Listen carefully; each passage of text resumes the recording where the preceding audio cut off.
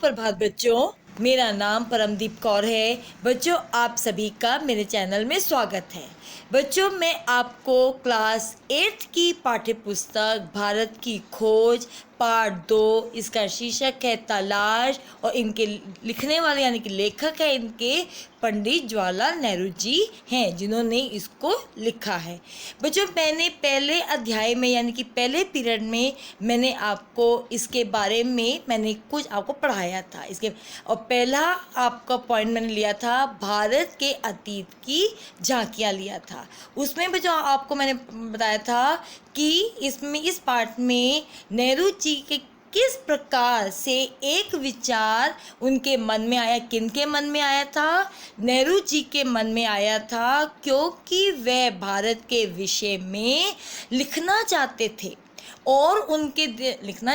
और उनके दिमाग में आया कि वह भारत का भविष्य लिख नहीं सकते, क्योंकि वह कोई ईश्वर तो है नहीं, वह कोई पैगंबर तो है नहीं, और वह भूतकाल के बारे में भी विविधता नहीं कर सकते इनसे भीतर। लेकिन लिखना है था कि वर्तमान की स्थिति को देखते हुए उन्होंने सोचा कि मैं इसके बारे में अवश्य कुछ ना कुछ लिखूंगा, और भारत की तलाश की और तलाश भी की, और उन्होंने उस चीज़ को खोजना भी आरंभ कर दिया।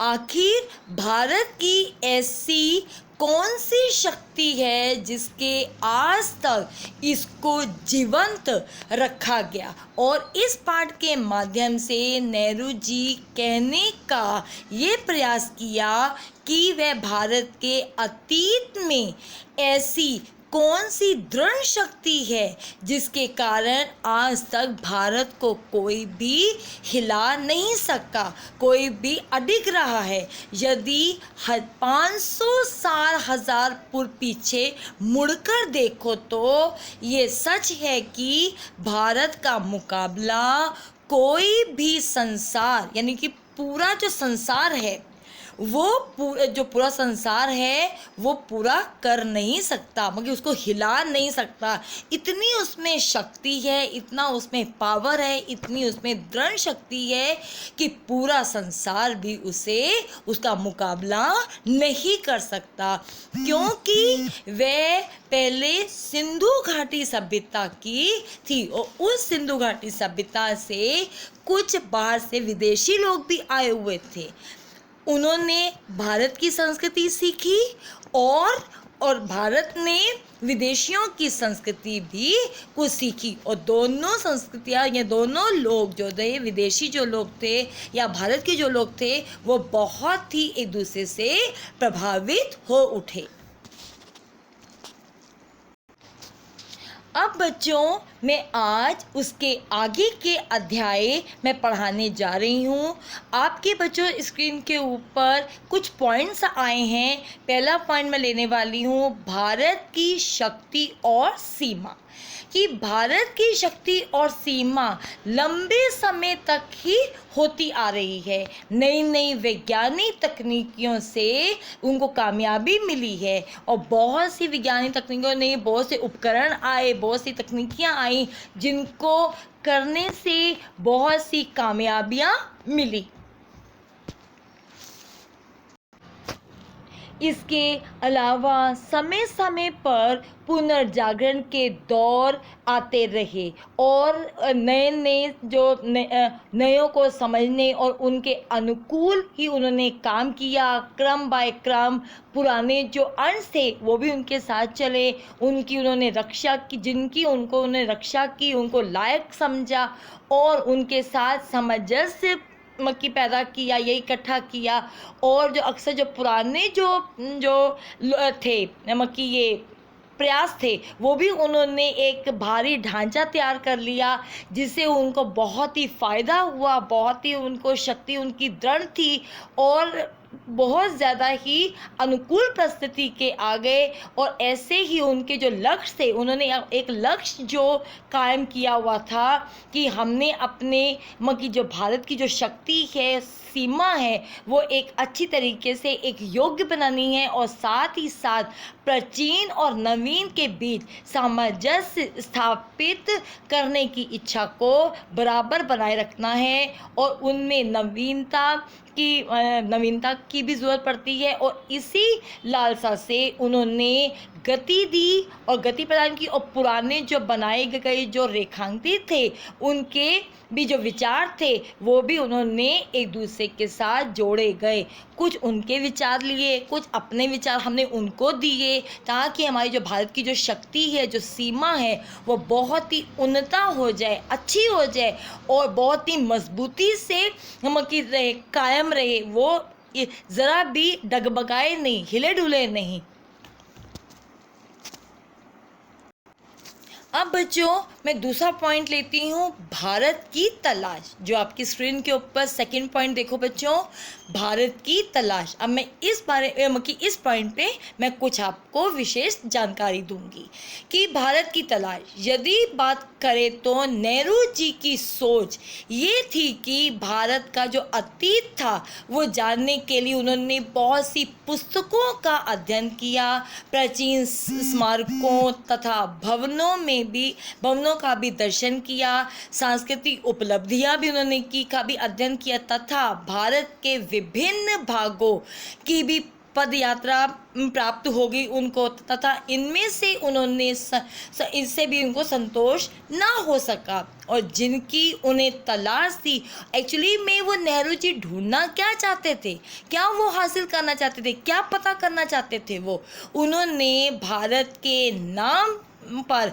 भरत नाम की प्राचीनता के आपको बताया और वह बच्चों अब हम बताना चाहते हैं कि हमारे जो देश का नाम भरत नाम के राजा के नाम से बच्चों पड़ा था और वो नाम से ये जो राजा थे बहुत पड़ा और वह बहुत ही राजा बहुत ही शक्तिशाली थे, बहुत ही वीर थे।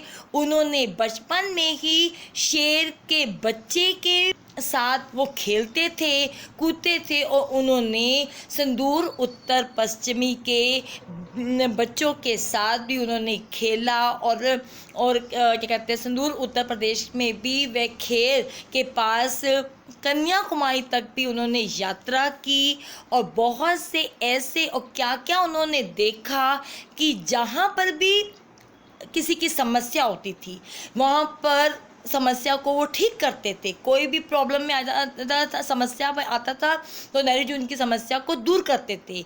ऐसी उनमें सोच थी। उन्होंने देश के नित्य सभी जितनी भी विभिन्न समस्याएं थीं जैसे जमींदारी, महाजन, भारी लगान, पुलिस अत्याचार आदि पर भी उन्होंने चर्चा की। किन्होंने चर्चा की? नेहरू जी ने। और उन लोगों की प्राचीनता और महाकाव्यों, द्वंद्व कथाओं की भी पूरी जानकारी बच्चों उन्होंने दी। और बच्चों आपको पता है कि ये महाकाव्य तो आपको थोड़ा सा की जानकारी होनी ही चाहिए। और ये महाकाव्य होते क्या हैं? महाकाव्य बच्चों होते हैं जो जीवन से लेकर के मृत्यु तक के किसी भी जीवन की जो घटना जो बताते हैं और उन्हीं के ऊपर जो लिखी जाती है घटनाओं का जो उल्लेख होता है उन्हें हम क्या बोलते हैं? महाकाव्य कहते हैं।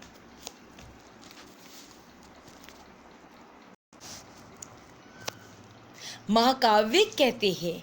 महाकाव्य किसके बारे में लिखा जाता है कि ये जो कोई राजा हो या कोई महाराजा हो उनके बारे में, या कोई ईश्वर हो या कोई भगवान हो उनके बारे में ही लिखा जा सकता है। उसे बच्चों बोलते क्या है? महाकाव्य। जो घटनाएं घटित हो जाती हैं उनके बारे में महाकाव्य लिखे जाते हैं। और उन लोगों को ग्रामीण जो अभाव में जो रहते थे बच्चों, उन्होंने भारत की शान को अपना समझा। बहुत ही खुश हो जाते थे कि हम भारत की हमारी शान है। और जो बातें उनमें थीं किनमें? भारत के वासियों में।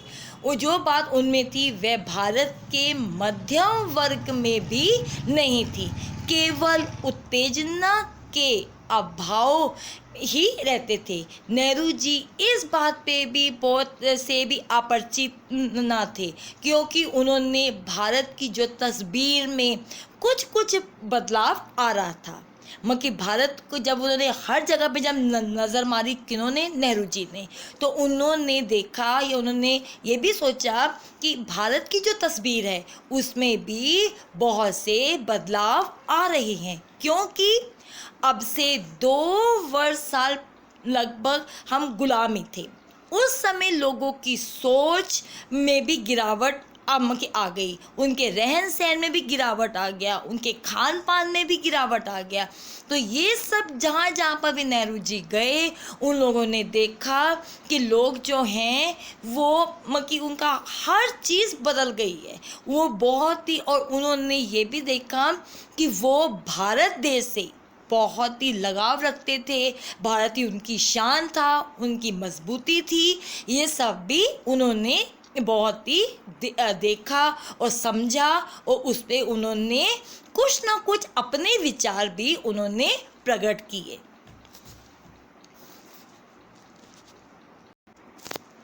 अब बच्चों, मैं आपका अब तीसरा पॉइंट में लूँगी, यानी कि भारत माता। जो आपकी स्क्रीन के ऊपर थर्ड पॉइंट जो लिखा जो है वहाँ पर है भारत माता। अब मैं भारत माता के ऊपर भी कुछ विचार या कुछ इस पर भी मैं चर्चा करूँगी।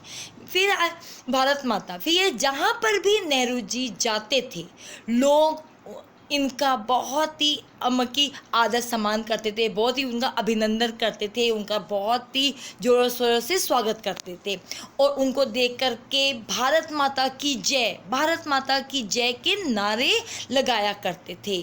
फिर नेहरू जी उनके पास जब जाते थे, किनके पास?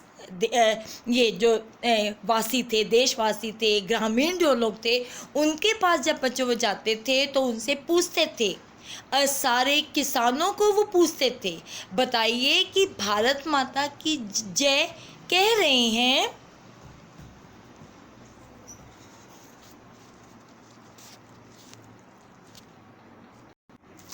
सारे किसान से बात की कि बताइए भारत माता की जय कह रहे हैं, भारत माता कौन है? आप जानते हैं, क्योंकि इसके द्वारा किसान की ये संदेश देना चाहते थे कि भारत माता कितना महान है, इसकी क्या महत्ता है और क्या मजबूती है। तो लोग चुप हो जाते थे, क्या बोलते? कोई भी ज़्यादा आवाज़ नहीं कर पाता, क्योंकि नेहरू जी ने उन सबसे पूछा कि आप जो भारत माता की जय के जो नारे बोलते हैं, कौन है भारत माता? सब लोग शांत हो जाते थे, कोई कुछ बोलता नहीं था।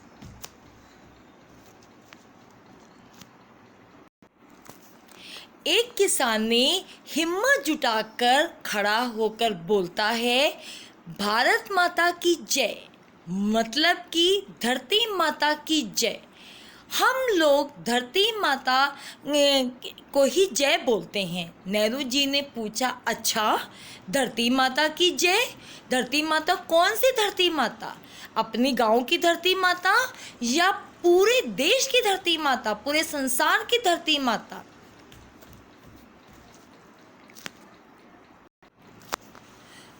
पूरे देश की जय। तो दूसरा किसान उठकर बोला, पूरे देश की जय हम बोलते हैं। नेहरू जी ने पूछा और कहा, क्या कहा? भारत माता में हम तीसरे व्यक्ति ने फिर बोला खड़े होकर, ये कि धरती माता क्या? तो उसने तीसरे के किसान ने बोला, ये पहाड़, ये नदी, ये समुद्र, ये पठार, जंगल, ये सब क्या है? धरती माता ही तो है। इन सब से हम जय बोलते हैं। नेहरू जी ने उन्हें बताया कि अब तब कि जब तक ये सोच पड़े कि नेहरू जी ने सबको बताया कि भारत माता का अर्थ है कि इसी जनता का जनार्दन की जय, कि जनता की जय, कि जो हमारी जो जनता है कितनी मजबूत है कि कोई भी उसे हिला नहीं सकता। तो भारत माता की जय यानी कि जनता जनार्दन की जय। तो यानी कि जो भी कुछ है कि इस धरती पर भारत देश जितने भी लोग हैं उन सब की जय, उनका भी आप लोग आदर करो, उन